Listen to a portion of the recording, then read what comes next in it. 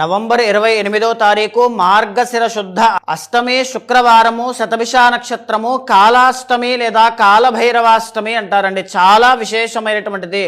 జీవితంలో ఎన్ని బాధలున్నా, దరిద్రము అనేటువంటిది ఉండి ఇబ్బంది పడుతూ ఉన్నా, కష్టములు కానీ, దృష్టి దోషాలు కానీ, శత్రు బాధలు కానీ, అప్పులు కానీ, నరఘోష అనేటువంటిది కానీ, నెగటివ్ ఎనర్జీ అనేటువంటిది ఉన్నటువంటి వాళ్ళు దగ్గరలో ఉండేటువంటి కాలభైరవుని యొక్క ఆలయానికి కానీ, శివాలయానికి కానీ వెళ్ళి ఒక నల్లగుడ్డ అనేటువంటిది పరిచి, గళ్ళుప్పు అనేటువంటిది వేసి, కొద్దిగా నవధాన్యాలు వేసి, బూడిద గుమ్మడికాయని సకము చేసి, అందులో నల్ల నువ్వుల నూనెతో ఒక పెద్ద ఒత్తి వేసి, తోక మిరియాలు ఆ నూనెలో వేసి దీపాన్ని వెలిగించండి.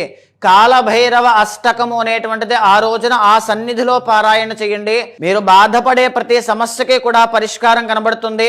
ఏ అప్పులు కానీ, నరఘోష కానీ, శత్రుపీడ కానీ, నెగిటివ్ ఎనర్జీ కానీ, పిశాచ బాధలు కానీ ఏమున్నా సరే అవన్నీ కూడా ఆ దీపంతో, కూష్మాండ దీపంతో అవన్నీ కూడా క్లియర్ అయిపోతాయి.